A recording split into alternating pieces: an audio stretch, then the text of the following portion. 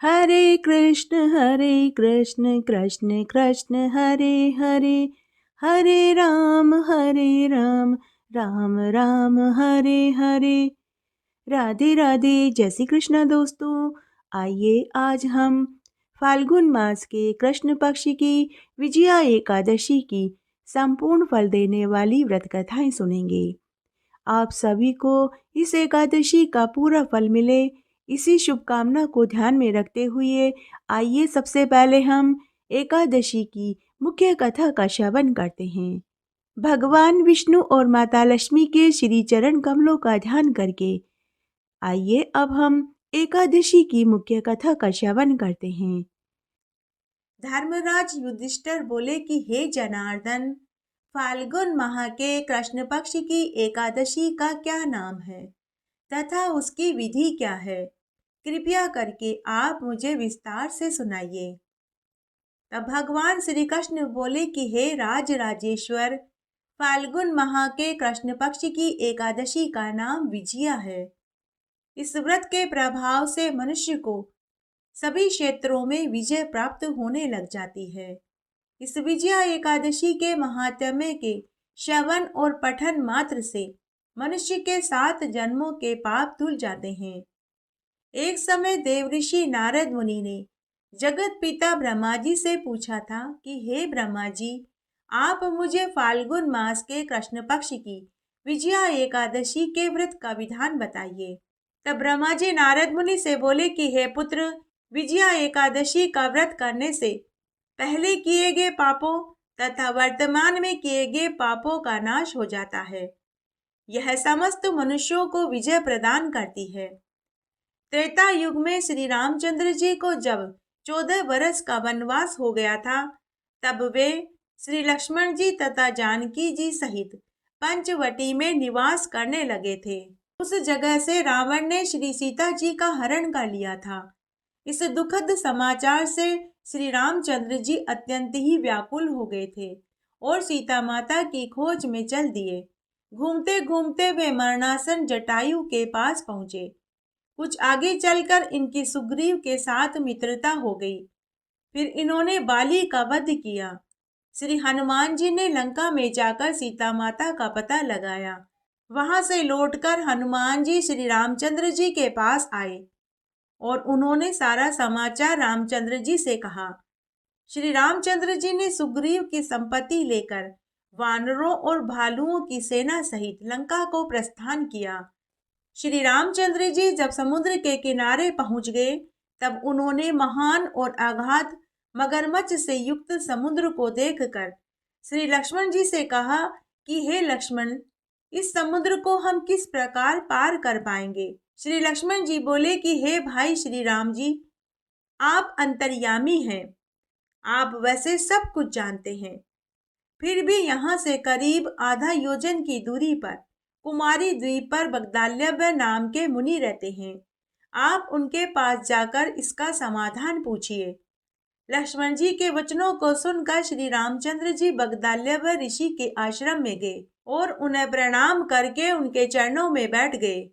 तब बगदाल्यब ऋषि ने पूछा कि हे राम जी, हे रामचंद्र जी, आप कहाँ से पधारे हैं?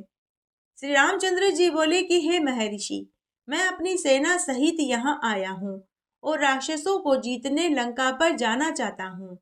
आप कृपा करके समुद्र पार करने का कोई उपाय बताइए। बगदाल्यब ऋषि रामचंद्र जी से बोले कि हे राम जी, मैं आपको एक उत्तम व्रत बताता हूँ।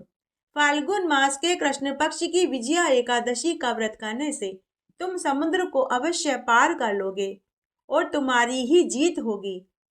हे रामचंद्र जी, इस व्रत की विधि यह है कि दशमी के दिन स्वर्ण, चांदी, तांबा, मिट्टी, जिस भी तरह का घड़ा सामर्थ्य से उपलब्ध हो जाए, उस घड़े में जल भरकर उस पर पंच पल्लव रख कर वेदिका पर स्थापित करें। घड़े के नीचे सप्त धान्य रखें, ऊपर जो रखें उस पर श्री नारायण भगवान की स्वर्ण की प्रतिमा स्थापित करें। एकादशी के दिन स्नान आदि से निवृत्त होकर धूप, दीप, नैवेद्य, नारियल आदि से भगवान की पूजा करें। उस दिन भक्ति पूर्वक घड़े के सामने समय बिताएं और रात्रि को भी उसी तरह बैठे रहकर रात्रि जागरण करें। द्वादशी के दिन नदी तालाब के किनारे स्नान आदि से निवृत्त होकर उस घड़े को एक योग्य ब्राह्मण को दक्षिणा सहित दान में दे देवें। हे रामचंद्र जी, यदि तुम इस व्रत को सेनापतियों के साथ करोगे तो अवश्य तुम्हारी ही जीत होगी। श्री रामचंद्र जी ने विधि पूर्वक विजया एकादशी का व्रत किया और उसके प्रभाव से दैत्यों के ऊपर विजय प्राप्त करी। अतः हे राजन, जो मनुष्य इस व्रत को विधि पूर्वक करेगा उसकी दोनों लोकों में विजय होगी। श्री ब्रह्मा जी ने नारद मुनि से कहा कि हे पुत्र, जो इस व्रत का महात्म्य सुनता, पढ़ता या सुनाता है उसे भी वाजपेयी यज्ञ के फल की प्राप्ति सुलभ हो जाती है। बोलिए विष्णु भगवान की जय, माता लक्ष्मी की जय।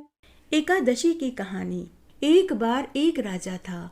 वह बड़ा ही प्रतापी, दानी, दयालु और धर्मात्मा प्रवृत्ति का था। वह राजा हर एकादशी के दिन स्वयं के साथ पूरी प्रजा से एकादशी का उपवास करवाता था। उसकी प्रजा में सभी सुखी थे। उसके राज्य में सभी एकादशी का उपवास रखते थे। उस दिन कोई भी अन्न न बेचता था और न ही कोई अन्न खाता था। राजा, रानी, मंत्री, पूरी प्रजा एकादशी के दिन फलाहार ही करते थे। तब एक बार भगवान ने राजा की परीक्षा लेनी चाहिए। तब भगवान ने एक सुंदर युवती का रूप बनाया और उस राजा के राज्य में सड़क के किनारे जाकर बैठ गए। तभी रोज की तरह राजा उधर से रथ में बैठकर के गुजरे। राजा ने सुंदर युवती को सड़क के किनारे बैठे हुए देखा तो पूछा कि हे सुंदरी, तुम कौन हो और यहाँ अकेली क्यों बैठी हो? तुम्हारा भाई, पिता और पति कहाँ है? तो वह सुंदर युवती बोली कि महाराज, मैं तो अनाथ हूँ। मेरा कोई पिता नहीं, कोई भाई नहीं और अभी तक तो मैं कुंवारी हूँ। इस नगर में मेरा कोई नहीं। मैं कहाँ जाऊँ, क्या करूँ, किससे सहायता मांगूँ? उसके दीनहीन वचनों को सुनकर राजा को उसके ऊपर दया आ गई। राजा का मन उस सुंदर युवती के ऊपर पहले ही आ गया था। तब राजा ने उस सुंदर युवती से कहा कि हे सुंदरी, तुम मेरे साथ चलकर मेरे महल में रहो। मैं तुम्हें अपनी रानी बनाकर के रखूंगा। तब वह सुंदर युवती बोली कि महाराज, मैं एक शर्त पर ही आपके साथ महल में चलूंगी। जब आप अपने राज्य का उत्तराधिकार मुझे सौंप देंगे तथा जो भी भोजन मैं बनाऊंगी आपको वही भोजन खाना पड़ेगा। अगर किसी दिन आपने मेरा कहना नहीं माना तो आपको वही करना पड़ेगा जो मैं चाहूंगी। राजा को उस समय सुंदर युवती के अलावा और कुछ दिखाई ही नहीं दे रहा था। राजा ने उस सुंदर युवती की सारी शर्तें मंजूर कर ली। इस तरह राजा उसे महल में ले आए और उससे गंधर्व विवाह कर लिया और खुशी खुशी उसके साथ रहने लगे। इस तरह कई दिन बीत गए। तब एक दिन देवउठनी एकादशी थी। उस दिन सुंदर रानी ने हुक्म दिया कि सभी बाजारों में हमेशा की तरह अन्न बेचोगे। इतना ही नहीं, उस दिन सुंदर रानी ने भोजन में मांसाहारी भोजन बनाया और मांसाहारी भोजन थाल में परोस कर राजा के पास आई और बोली कि महाराज, आइए भोजन जीम लीजिए। राजा ने सुंदर रानी से कहा कि हे रानी, आज तो मेरा देवउठनी एकादशी का उपवास है। आज के दिन मैं सिर्फ फलाहार ही खाता हूँ। तब रानी ने राजा को अपनी शर्त वाली बात याद दिलाई और बोली कि महाराज, या तो आप भोजन करिए, नहीं तो जो मैं कहूँ फिर आपको वही करना होगा। तो राजा ने कहा कि हे रानी, मैं भोजन नहीं करूँगा, तुम अपनी दूसरी शर्त बताओ। तभी वहाँ राजा की बड़ी रानी भी आ गई। तब सुंदर रानी ने कहा कि महाराज, सोच लीजिए। राजा ने कहा कि रानी, इसमें सोचना क्या है? एकादशी के दिन मैं उपवास करता हूँ। एकादशी के दिन मैं अन्न ही नहीं खाता तो मांसाहारी भोजन खाने का तो सवाल ही नहीं उठता। इसलिए हे रानी, तुम अपनी दूसरी शर्त बताओ। तब सुंदर रानी बोली कि महाराज, मेरी दूसरी शर्त यह है कि आपकी बेटी अपने भाई की आरती करे। आप तलवार से अपने इकलौते पुत्र की गर्दन काटो और आपकी यह बड़ी रानी अपनी झोली में पुत्र की कटी हुई गर्दन को झेले। महाराज, शर्त अभी खत्म नहीं हुई है। पूरी शर्त यह है कि ऐसा कार्य करते समय आपके चारों के आंखों में से एक आंसू भी नहीं टपकना चाहिए। तभी उसकी बात को राजा का पुत्र और पुत्री भी सुन लेते हैं। तो वे सभी राजा से बोले कि महाराज, हमें यह शर्त मंजूर है, लेकिन एकादशी के दिन मांसाहारी भोजन नहीं करेंगे। तभी राजा की बेटी ने अपने भाई की आरती करी। राजा ने अपने पुत्र की गर्दन तलवार से काटी और बड़ी रानी ने पुत्र की कटी गर्दन को खुद की ओढ़नी की झोली में झेल लिया। ऐसे मर्मदायक कार्य में किसी की भी आंख में से एक आंसू तक नहीं टपका।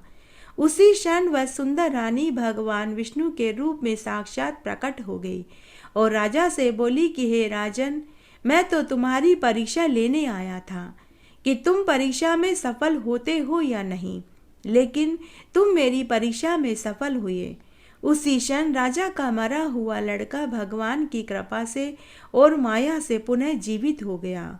भगवान ने कहा कि हे राजन, तुमने धर्म की रक्षा करी है, इसलिए मैं तुम्हें पुत्र पौत्र धन सुख संपत्ति का आशीर्वाद देता हूँ।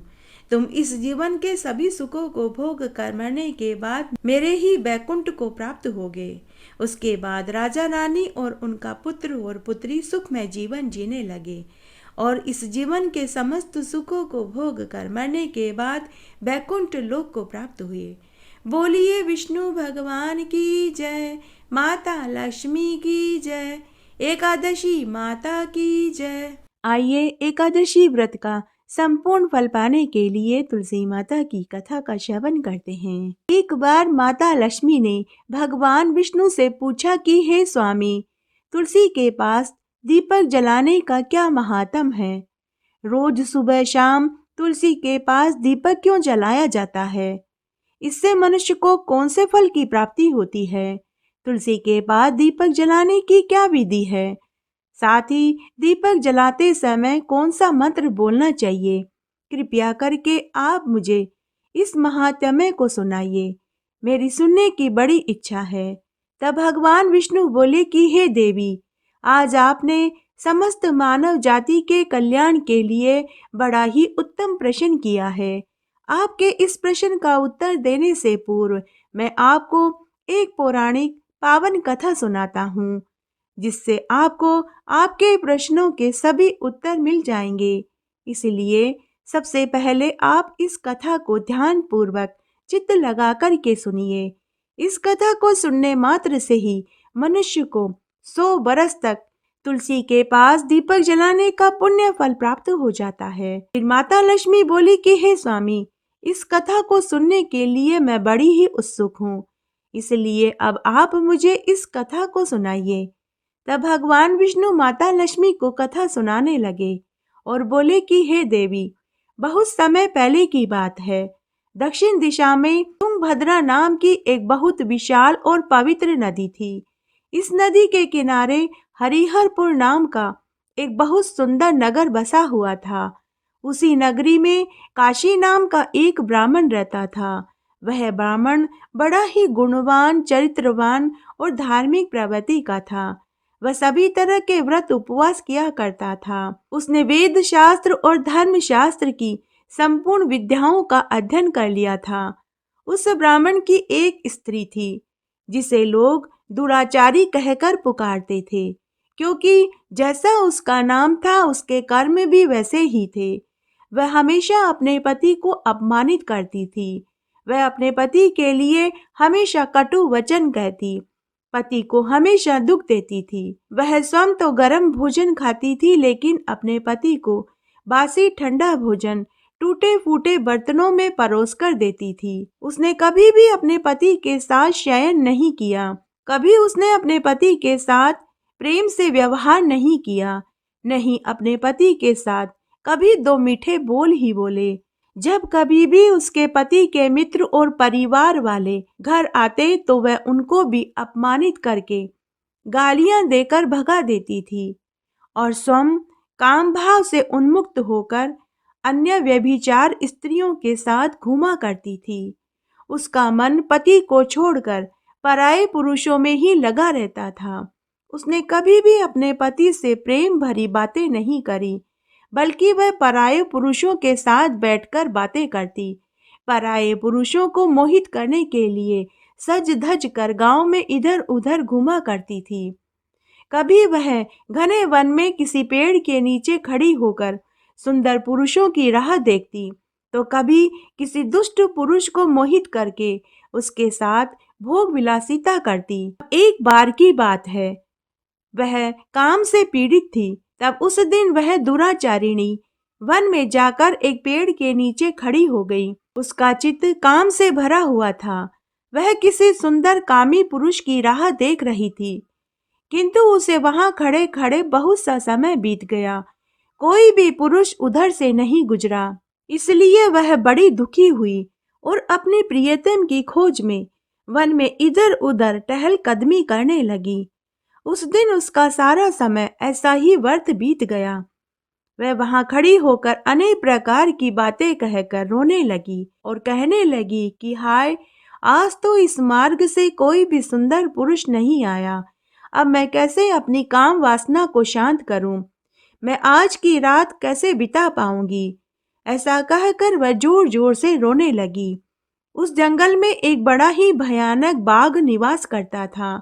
उस पापीनी स्त्री की बात सुनकर वह बाघ जाग गया और वह उछलकर उस स्त्री के पास उसका भक्षण करने के लिए पहुंच गया। बाघ को देखकर वह स्त्री डर गई और भय से थर थर कांपने लगी। वह स्त्री कुछ करती उससे पहले ही बाघ ने अपने पंजे से उसे घायल कर दिया और उसे जमीन पर गिरा दिया।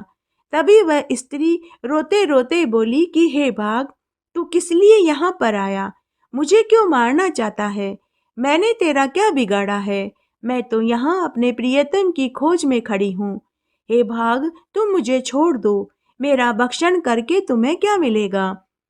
उस स्त्री की बात सुनकर वह बाघ कुछ देर के लिए रुक गया और मुस्कुराते हुए बोला कि हे दुष्ट, आज विधाता ने तुझे मेरे भोजन के लिए भेजा है। मैं केवल तुझ जैसी पापिनी और दुराचारिणी स्त्रियों का ही भक्षण करता हूँ। मेरा यही काम है, तभी तुझे अपने इस शरीर से मुक्ति मिलेगी।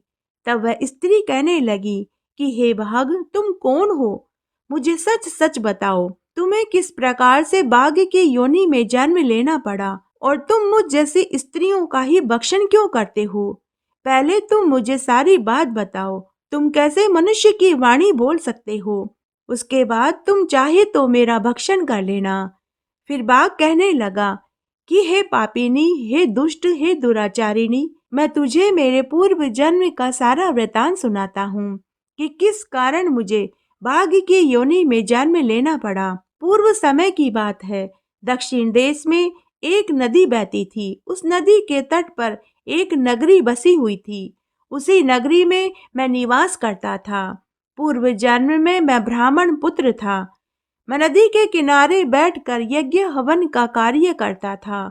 मैंने उस जन्म में अनेक पापियों के लिए यज्ञ हवन किए और उन पापियों के घर का भोजन भी खाया। मैंने धन के लोभ से अनेक पापियों के लिए कई कार्य किए। जिन वस्तुओं का दान ब्राह्मण को कभी नहीं लेना चाहिए, मैंने उन वस्तुओं का भी दान लिया और दूसरों से धन लेकर कभी भी मैंने उस धन का सदुपयोग नहीं किया।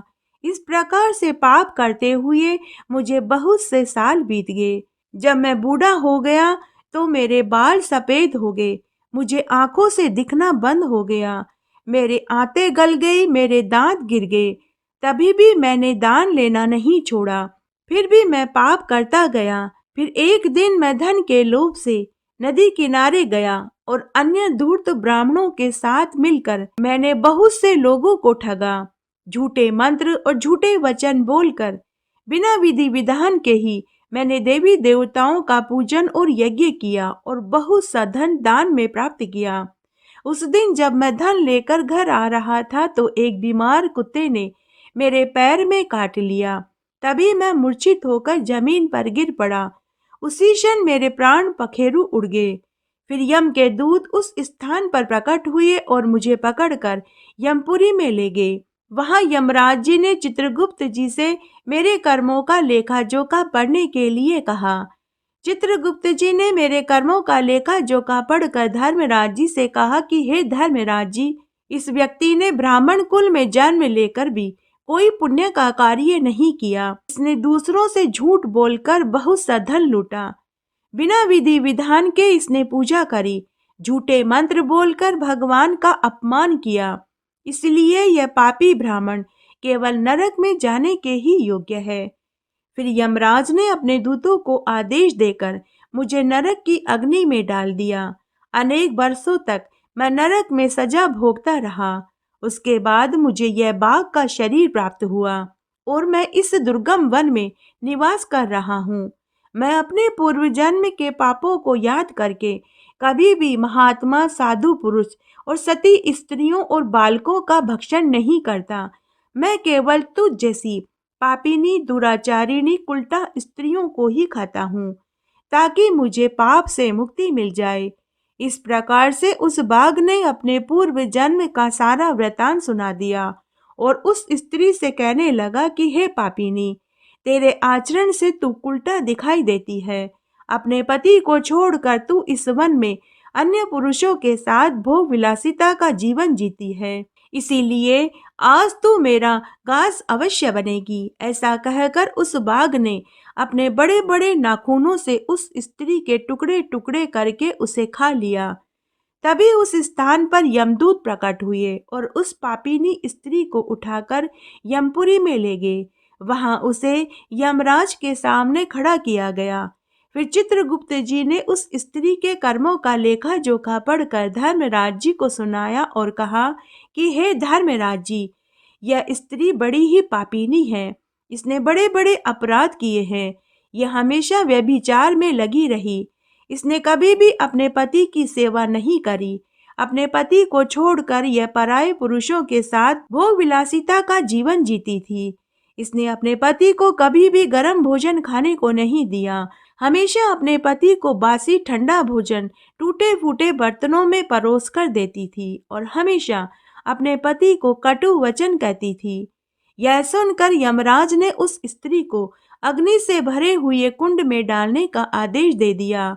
अनेक बरस तक वह उस कुंड में पड़ी रही। फिर उसे निकालकर दूसरे नरक में डाला गया। इस प्रकार वह अनेक वर्षों तक अलग अलग नरकों में डाली गई। उसके बाद वह महापापिनी, दुराचारिणी स्त्री पुनः पृथ्वी लोक में चांडालिनी की योनि में पैदा हुई। चांडालिनी की योनि में जन्म लेने के बाद भी इसने अनेक प्रकार के पाप किए और व्यभिचार में लगी रही। अनेक पापी पुरुषों के साथ यह संग विहार करने लगी। उसके कुछ वर्षों के बाद पूर्व जन्म के पापों के कारण इसे कुष्ठ रोग हो गया। धीरे धीरे इसका अंग झड़ने लगा और इसके अंगों में कीड़े पड़ गए।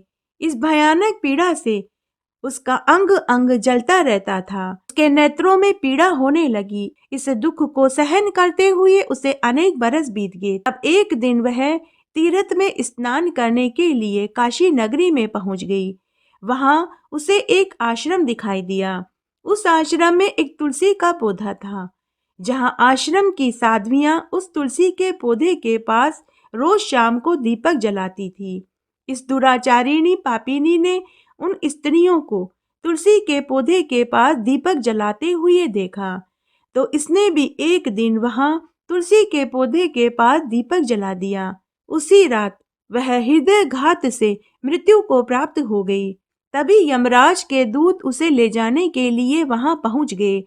जैसे ही यम के दूत उस पापी स्त्री को नागपाश में बांधकर ले जा रहे थे कि तभी भगवान विष्णु के दूत देव विमान लेकर वहां पहुंच गए और उन्होंने यमदूतों को रोक कर कहा कि हे यमदूतों, तुम इस स्त्री को छोड़ दो। यह स्त्री नरक में जाने के योग्य नहीं। तुम किसके आदेश से ऐसा अधर्म का कार्य कर रहे हो? यम के दूत कहने लगे कि हे देवदूतों, हम तो यमराज के आदेश से इस पापी स्त्री को नरक में ले जाने के लिए आए हैं, किंतु आप हमें किस कारण से रोक रहे हैं? यह तो बड़ी ही पापिनी है। यह केवल नरक में जाने के ही योग्य है। तब देवदूत यमदूतों से बोले कि हे यमदूतों, यह तो विष्णु भक्त है।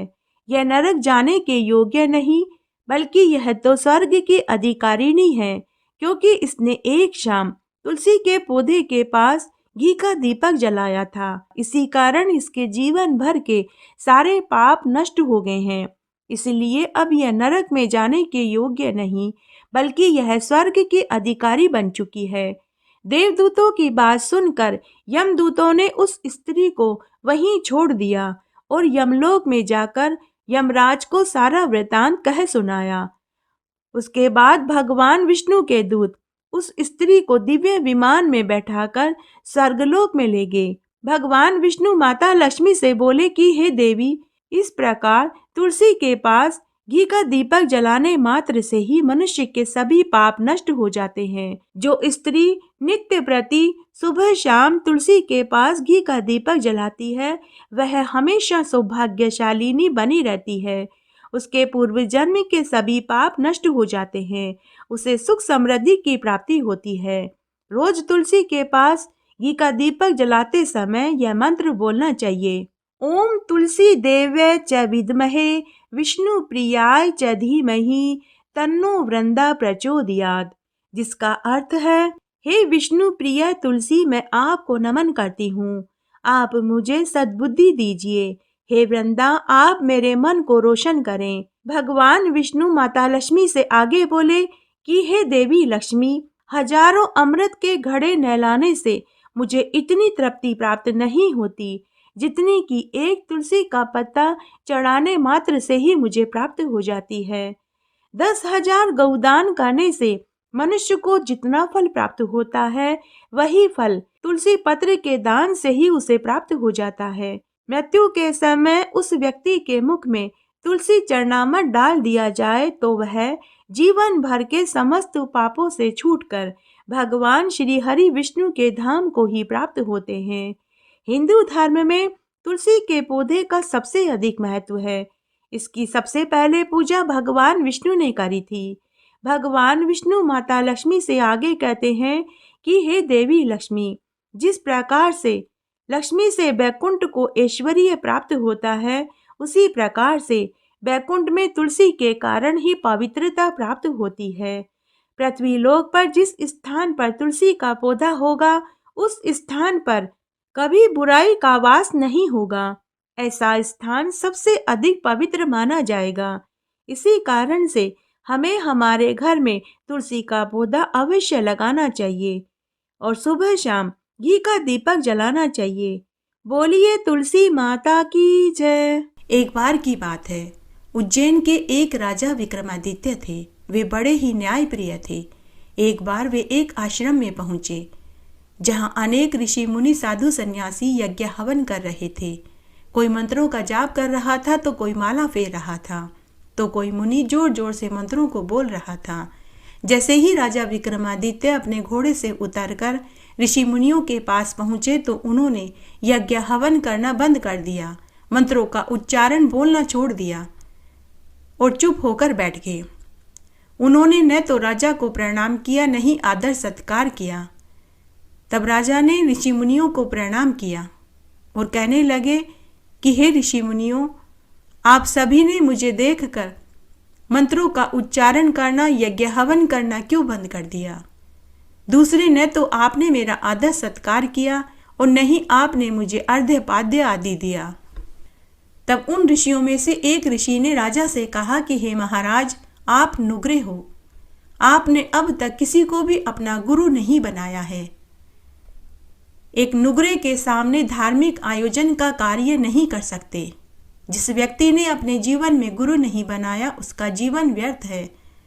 यह सुनकर राजा उदास हो गया और वहां से निकल पड़ा।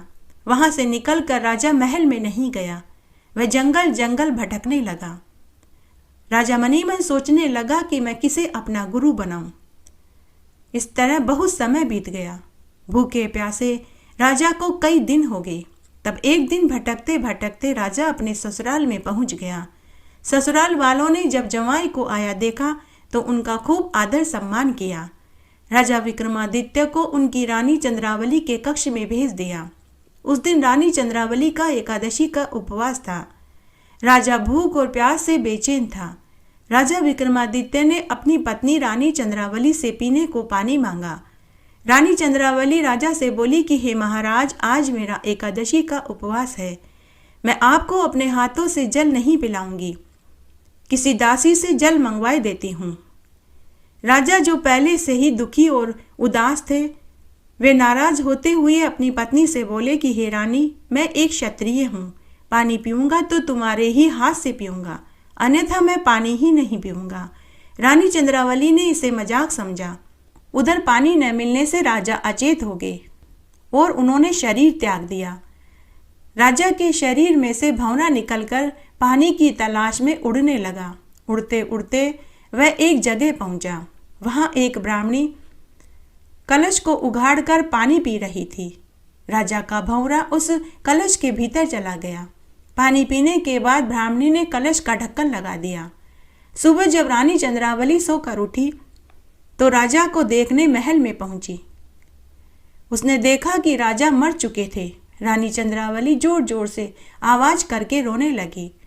रानी चंद्रावली की रोने की आवाज सुनकर उनके माता पिता और भाई वहां पहुंचे।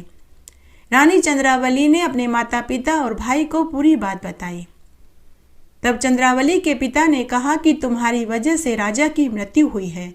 तब रानी चंद्रावली बोली कि पिताजी, कल मेरा एकादशी का उपवास था, इसलिए मैंने अपने हाथों से राजा को पानी नहीं पिलाया। पिता ने कहा कि बेटी, तुम्हें अग्नि परीक्षा देनी पड़ेगी। तब रानी चंद्रावली के लिए चिता बनाई गई। रानी चंद्रावली को चिता में बैठाया गया, लेकिन माता एकादशी की कृपा से रानी चंद्रावली का बाल भी बांका नहीं हुआ। वह सकुशल अग्नि परीक्षा देकर बाहर निकल आई। उसके बाद राजा विक्रमादित्य का अंतिम संस्कार किया गया। उधर सुबह जब ब्राह्मणी सोकर उठी और जल का कलश उघाड़ा तो राजा विक्रमादित्य का भंवरा जल के कलश से बाहर निकला।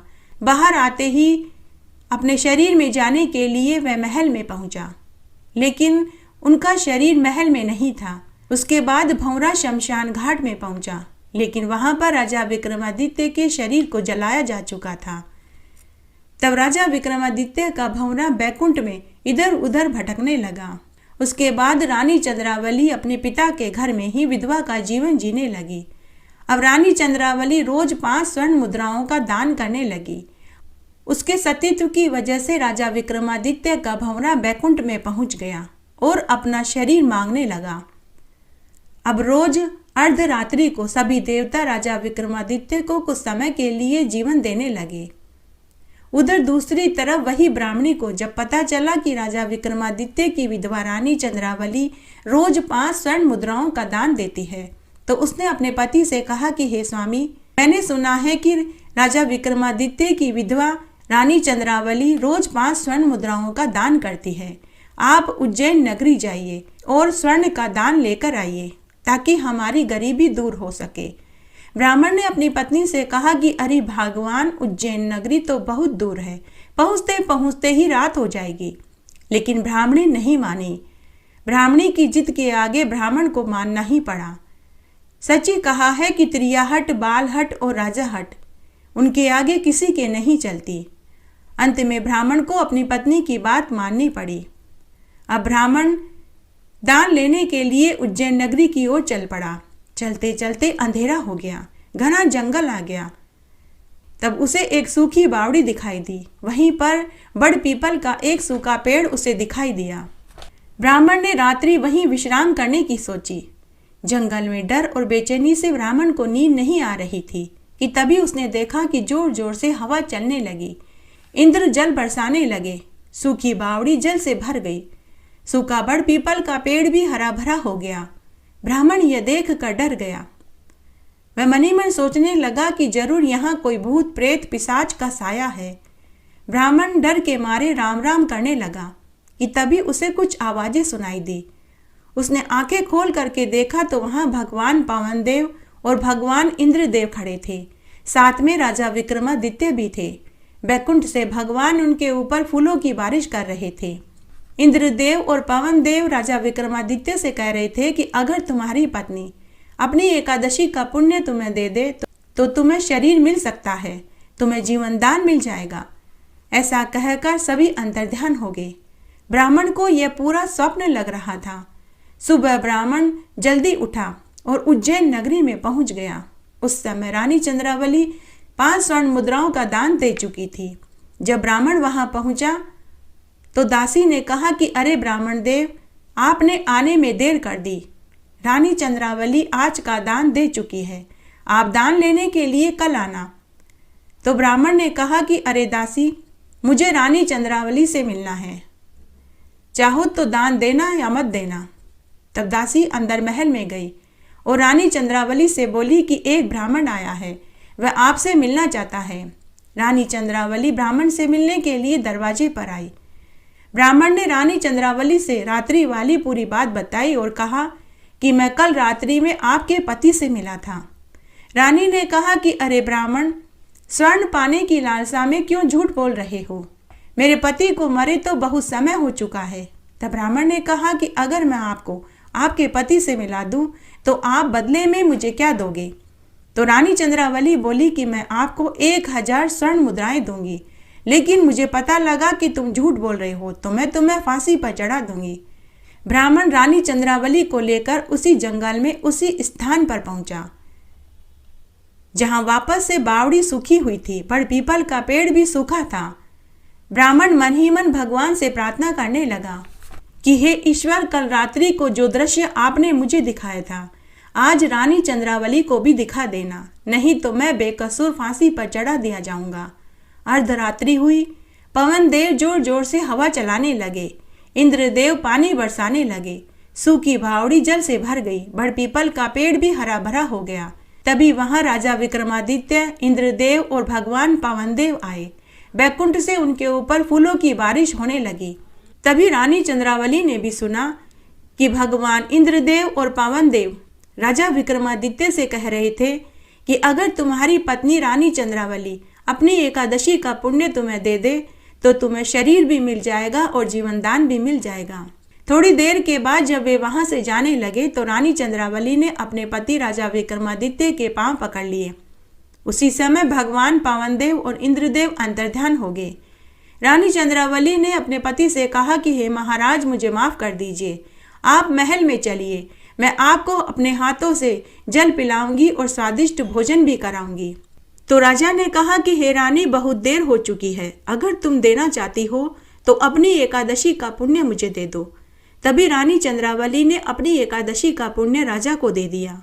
एकादशी का पुण्य देते ही राजा को पुनः उनका शरीर मिल गया और साथ ही जीवन दान भी मिल गया।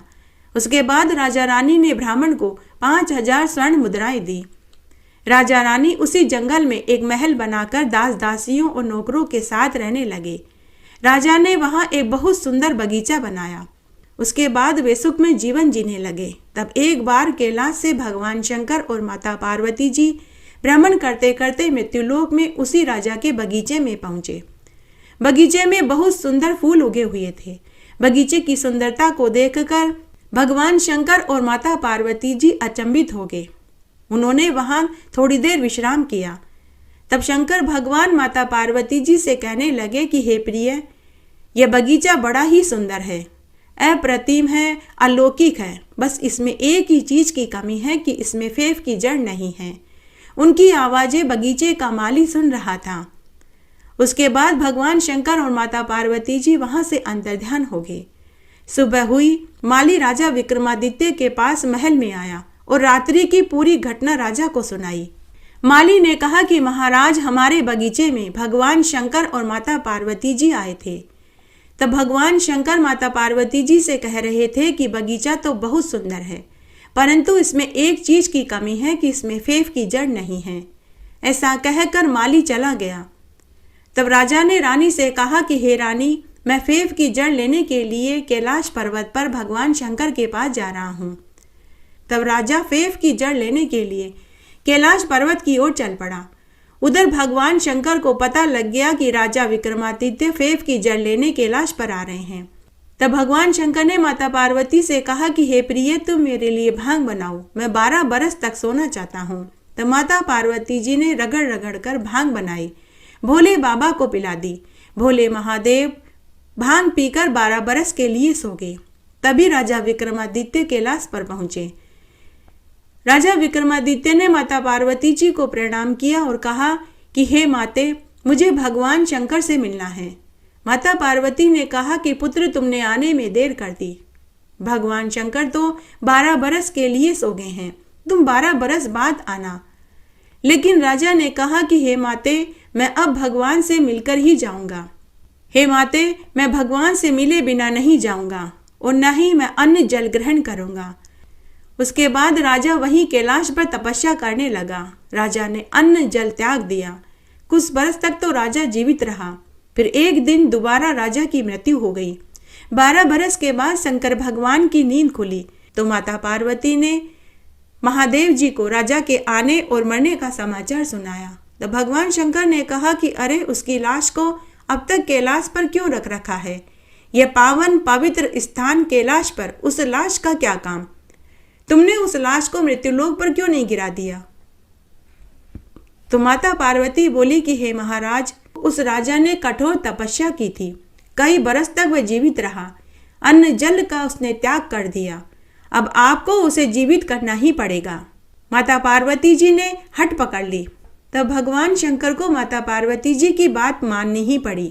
भगवान शंकर ने अमृत जल का चीटा देकर राजा विक्रमादित्य को जीवित कर दिया। राजा ने भगवान शंकर से वचन मांगा। भगवान शंकर भांग के नशे में थे, उन्होंने वचन दे दिया। तब राजा विक्रमादित्य ने भगवान शंकर से फेफ की जड़ मांगी। तब भगवान शंकर बोले कि पुत्र, कैलाश पर फेफ की जड़ नहीं है, फेफ की जड़ तो बैकुंठ में राजा बासक के बगीचे में मिलेगी। उसके बाद भगवान शंकर माता पार्वती व राजा विक्रमादित्य को लेकर बैकुंठ में राजा बासक के बगीचे में पहुंचे और उनसे फेफ की जड़ मांगने लगे। लेकिन राजा बासक ने भगवान शंकर से कहा कि हे प्रभु, अगर आप कैलाश के लिए फेफ की जड़ मांगते तो मैं आपको दे भी देता, लेकिन मृत्युलोक के लिए मुझे ईश्वर ने फेफ की जड़ देने से मना किया है। अगर आप भगवान से अनुमति मांग कर ले आए तो मैं आपको मृत्युलोक के लिए फेफ की जड़ दे सकता हूँ। तब भगवान शंकर ने माता पार्वती और राजा विक्रमादित्य से कहा कि तुम दोनों वापस कैलाश पर जाओ, मैं अभी आता हूँ, मैं अभी फेफ की जड़ लेकर आता हूँ। उसके बाद माता पार्वती जी और राजा विक्रमादित्य कैलाश की ओर जाने लगे। तभी राजा विक्रमादित्य ने देखा कि ईश्वर के दूत सोने का महल बना रहे थे। माता पार्वती जी ने पूछा कि यह सोने का महल किसके लिए बन रहा है? तो देवदूतों ने कहा कि मृत्युलोक में एक रानी है जो रोज स्वर्ण मुद्राओं का दान करती है, यह महल उसी के लिए बन रहा है।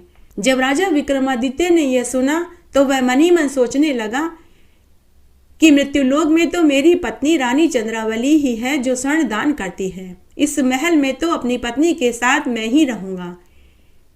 ऐसा मन में विचार आते ही राजा का सिर घमंड से ऊंचा उठ गया। राजा विक्रमादित्य के घमंड करते ही वह सोने का महल गिर पड़ा, क्योंकि गर्व की परत तो गर्त में ही मिलती है। उधर शंकर भगवान बैकुंठ में ईश्वर से फेफ की जड़ मांगने लगे, लेकिन ईश्वर ने कहा कि हे शंकर भगवान, अगर मृत्युलोक में फेफ की जड़ चली गई तो बैकुंठ में अनर्थ हो जाएगा। तब शंकर भगवान ईश्वर से बोले कि हे प्रभु, मैंने तो राजा विक्रमादित्य को फेफ की जड़ देने का वचन दे दिया है, अगर मैं नहीं दूंगा तो मेरा वचन टूट जाएगा। तब ईश्वर ने भगवान शंकर को एक उपाय बताया कि आप सूखी लकड़ी को केले के गीले पत्ते में लपेट करके दे दो, इससे वचन भी नहीं टूटेगा और फेफ की जड़ मृत्युलोक में भी नहीं जाएगी। तब शंकर भगवान ने सूखी लकड़ी केले के आले गीले पत्ते में लपेट कर राजा को दे दी और कहा कि हे राजन, आप इसे मृत्युलोक में जाकर ही खोलना, बीच रास्ते में खोल कर देखोगे तो यह नष्ट हो जाएगी। लेकिन माता पार्वती ने अपनी शक्ति से पता लगा लिया कि उसमें सूखी लकड़ी है। माता पार्वती को राजा विक्रमादित्य पर दया आ गई। तब माता पार्वती ने अपना एक रूप तो शंकर भगवान के पास छोड़ा और दूसरा रूप बना करके राजा विक्रमादित्य के बीच रास्ते में पहुंच गई और राजा विक्रमादित्य से कहने लगी कि हे राजन, जरा तुम इस पत्ते को खोल करके देखो कि इसमें फेफ की जड़ है या नहीं। राजा विक्रमादित्य माता पार्वती जी से बोला कि हे माते, प्रभु ने मना किया था कि इसे बीच रास्ते में खोलकर मत देखना, अगर देखूंगा तो यह नष्ट हो जाएगी। माता पार्वती जी राजा से बोली कि हे राजन, अगर नष्ट हो जाए तो तुम तो अभी कैलाश पर ही हो, भगवान शंकर से और मांग लेना। तो राजा ने खोल करके देखा तो उसमें से सूखी लकड़ी निकली। यह देखकर राजा को दुख हुआ। राजा बोला कि प्रभु ने मेरे साथ धोखा किया है। तब माता पार्वती बोली कि तुम वापस कैलाश पर चलो, मैं तुम्हें वहीं मिलूंगी। ऐसा कहकर माता पार्वती जी अदृश्य हो गई। तब राजा विक्रमादित्य वापस कैलाश पर आए और महादेव जी से कहने लगे कि हे प्रभु, आपने मुझे सूखी लकड़ी दी है। महादेव जी ने भी पता लगा लिया कि यह सब कुछ किसका किया धरा है। तब भगवान माता पार्वती से बोले कि हे प्रिय, आपने ऐसा क्यों किया? तो माता पार्वती जी हंसकर बोली कि प्रभु, अब कुछ नहीं हो सकता, अब आपको इस राजा को फेफ की जड़ देनी ही पड़ेगी। तब भगवान शंकर ने सूखी लकड़ी पर अमृत का छींटा दिया और कहा कि हे पुत्र, इसे ले जाकर तुम अपने बगीचे में लगा देना। राजा फेफ की जड़ लेकर मृत्युलोक में अपने महल में आया और अपने बगीचे में फेफ की जड़ लगा दी। 2 दिन में ही उसमें बहुत सुंदर सुंदर फूल उगाए। मृत्युलोक में फेफ की जड़ में फूल उगते ही बैकुंठ में वासना ने पांव पसार लिए। जब भगवान को इस बात का पता चला तो भगवान ने दूत भेजकर राजा विक्रमादित्य के बगीचे में से फेफ की जड़ उखाड़ कर लाने का आदेश दे दिया। दूत राजा विक्रमादित्य के बगीचे में गए और जल्दबाजी में फेफ की जड़ उखाड़ने लगे, लेकिन पूरा नहीं उखाड़ पाए। दूसरे दिन माली ने देख लिया। माली ने राजा को जाकर पूरी बात बताई कि कोई अर्धरात्रि में हमारे बगीचे में से फेफ की जड़ उखाड़ने आया था, लेकिन जल्दबाजी में वह पूरी उखाड़ कर नहीं ले जा पाया। तभी राजा बगीचे में पहुंचे और उस फेफ की जड़ में पानी डालकर बचा लिया और वहां 4 पहरेदार उसकी रखवाली के लिए लगा दिए। 2-4 दिन में ही फेफ की जड़ फिर से हरी भरी हो गई। उसमें फिर से फूल आने लगे। फूल आते ही वासना ने पुनः बैकुंठ में पांव पसार लिए। फेफ की जड़ में फूल आते ही वासना पुनः बैकुंठ में चली गई। भगवान ने वापस दूत भेजकर जड़ उखाड़ कर लाने का आदेश दिया। दूत देव विमान में बैठकर मृत्युलोक में राजा के बगीचे में पहुंचे। देवदूत जैसे ही फेफ की जड़ उखाड़ कर ले जाने लगे तो माली ने भागते हुए देवदूत के विमान को रस्सी से बांध लिया और राजा को बुलवा लिया। उसी समय राजा वहां आए। राजा ने देवदूतों से इसका कारण पूछा तो देवदूतों ने कहा कि हमें तो ईश्वर ने आदेश दिया है, हम तो उनके आदेश का पालन कर रहे हैं। तब राजा ने देवदूतों को जाने की इजाजत दे दी, लेकिन देव विमान उड़ ही नहीं रहा था। तब राजा ने इसका कारण पूछा कि देव विमान उड़ क्यों नहीं रहा। तब देवदूतों ने कहा कि हे राजन, अब यह हमारा विमान एक ही तरीके से उड़ सकता है। आपके राज्य में अगर किसी ने एकादशी का उपवास किया हो, अगर वह इस देव विमान को हाथ लगा दे तो यह उड़ जाएगा। तब राजा ने कहा कि मेरी पत्नी हर एकादशी का उपवास करती है। तब रानी चंद्रावली को बुलाया गया। रानी चंद्रावली ने देव विमान को हाथ लगाया, लेकिन देव विमान 7 कदम चलकर फिर रुक गया। तब देवदूत बोले कि आपकी पत्नी ने एकादशी का पुण्य आपको पहले ही दे दिया, इसलिए आप किसी और को बुलवाइए। तब राजा ने नगर में ढिंडोरा पिटवाया कि अगर किसी ने एकादशी का व्रत पूरे नियम धर्म से किया हो तो वह तुरंत राजमहल में आए। तभी राजमहल में एक तेलन आई। राजा ने उससे पूछा कि क्या तुम एकादशी का उपवास करती हो? तो तेलन ने कहा कि हाँ महाराज, मैं पूरे नियम धर्म से एकादशी का उपवास रखती हूँ, विष्णु भगवान का पूजन करती हूँ और भक्ति करती हूँ। राजा ने कहा कि तुम इस देव विमान के हाथ लगा दो। तभी तेलन ने देव विमान के हाथ लगाया। हाथ लगाते ही देव विमान उड़ने लगा। तभी वहां आकाशवाणी हुई कि यह तेलन बड़ी ही साध्वी और सती महिला है, इसकी मृत्युलोक से ज्यादा बैकुंठ में जरूरत है, इसलिए इसे भी विमान में बैठाकर बैकुंठ में ले आओ। तब दूत तेलन को लेकर विमान में बैकुंठ जाने लगे। तो राजा ने तेलन से कहा कि अरे तेलन, तू तो बैकुंठ जा रही है, मुझे भी कोई वरदान देती जा। तब तेलन बोली कि राजा, आप एकादशी का व्रत व भक्ति करना, भगवान आपको जरूर दर्शन देंगे। फिर दूत बैकुंठ में पहुंच गया। तब भगवान ने कहा कि अरे दूतों, आप लोग तेलन को तो लेकर आ गए, वो तो तुमने अच्छा किया, लेकिन एकादशी की भक्ति भी लाते। तब भगवान ने अपने शरीर के मेल से एक आकृति बनाई और उसमें प्राण फूंक दिए और आदेश दिया कि जाओ एकादशी की भक्ति लेकर आओ, कैसे भी लाओ, साम दाम दंड भेद जो भी तुम्हें अपनाना पड़े उसे अपनाओ, लेकिन एकादशी की भक्ति लेकर आना। तब उस आकृति ने एक 16 साल की सुंदर युवती का रूप बनाया और राजा विक्रमादित्य के बगीचे में पहुंच गई और वहां चहलकदमी करने लगी। सुबह जब राजा ने सुंदर युवती को अपने बगीचे में टहलते देखा तो राजा उसके रूप और यौवन पर मंत्रमुग्ध हो गया। तब राजा ने उसके सामने विवाह का प्रस्ताव रखा। उसके बाद राजा ने उसके साथ विवाह कर लिया।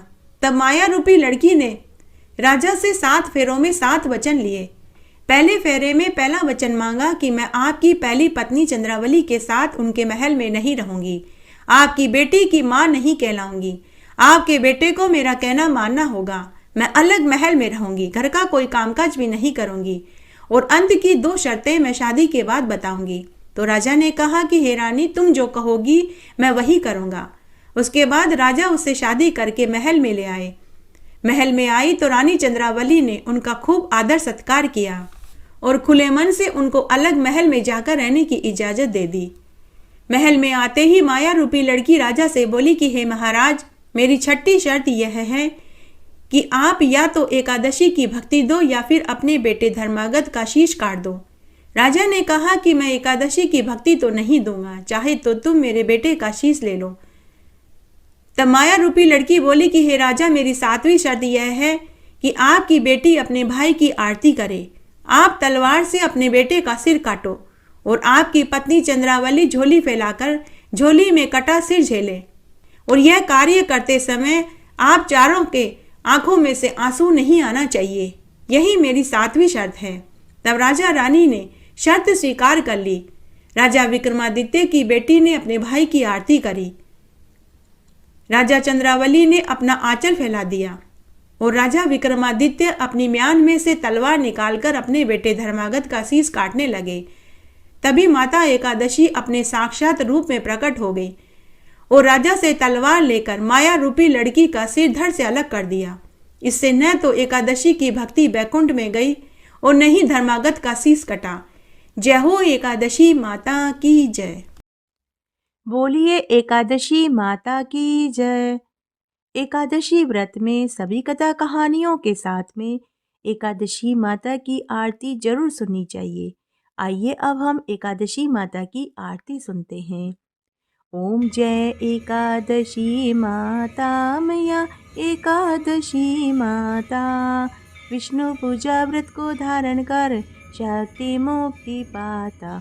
ओम जय एकादशी माता, तेरे नाम गिनाऊं देवी, भक्ति प्रदान करनी मैया भक्ति प्रदान करनी। गण गौरव की देनी माता, शास्त्रों में वर्णी। ओम जय एकादशी माता, मार्गशीर्ष के कृष्ण पक्ष की उत्पन्ना, विश्व तारिणी जनमी मैया विश्व तारिणी जनमी। शुक्ल पक्ष में हुई मोक्षदा, मुक्तिदाता बन आई। ओम जय एकादशी माता, पोष के कृष्ण पक्ष की सफला नामक है मैया सफला नामक है। शुक्ल पक्ष में हो यह पुत्रदा, आनंद अधिक रहे। ओम जय एकादशी माता, नाम षटतिला माघ मास में कृष्ण पक्ष आवे मैया कृष्ण पक्ष आवे। शुक्ल पक्ष में जया कहावे, विजय सदा पावे। ओम जय एकादशी माता, विजया फाल्गुन कृष्ण पक्ष में शुक्ला आमल की मैया शुक्ला आमल की। पाप मोचनी कृष्ण पक्ष में चैत्र महाबली की। ओम जय एकादशी माता, चैत्र शुक्ल में नाम कामदा, धन देने वाली मैया धन देने वाली। नाम बरूथनी कृष्ण पक्ष में वैशाख महावाली। ओम जय एकादशी माता, शुक्ल पक्ष में होय मोहनी, अपराज्येष्ठ कृष्ण पक्षी मैया, अपराज्येष्ठ कृष्ण पक्षी। नाम निर्जला सब सुख करनी, शुक्ल पक्ष रखी ओम जय एकादशी माता। योगिनी नाम आषाढ़ में जानो, कृष्ण पक्ष करनी मैया, कृष्ण पक्ष करनी। देव शयनी नाम कहायो, शुक्ल पक्ष धरनी ओम जय एकादशी माता। कामिका श्रावण मास में आवे, कृष्ण पक्ष कहिए मैया, कृष्ण पक्ष कहिए। श्रावण शुक्ला होय पवित्र, आनंद से रहिए ओम जय एकादशी माता। अजा भाद्रपद कृष्ण पक्ष की, परिवर्तनी शुक्ला मैया, परिवर्तनी शुक्ला। इंद्रा आश्विन कृष्ण पक्ष में, व्रत से भव सागर निकला ओम जय एकादशी माता। पापा कुशा है शुक्ल पक्ष में, आप हरन हारी मैया, आप हरन हारी। रमा मास कार्तिक में आवे, सुखदायक भारी ओम जय एकादशी माता। देव उत्थानी शुक्ल पक्ष की, दुख नाशक मैया मैया, दुख नाशक मैया। पावन मास में करूं विनती, पार करो नैया ओम जय एकादशी माता। परमा कृष्ण पक्ष में होती, जन मंगल करनी मैया, जन मंगल करनी। शुक्ल मास में होय पद्मनी, दुख दारिद्र हरनी ओम जय एकादशी माता। जो कोई आरती एकादशी की, भक्ति सहित गावे मैया, भक्ति सहित गावे। जन गुरु दीता स्वर्ग का वासा, निश्चय वह पावे ओम जय एकादशी माता। बोलिए एकादशी माता की जय।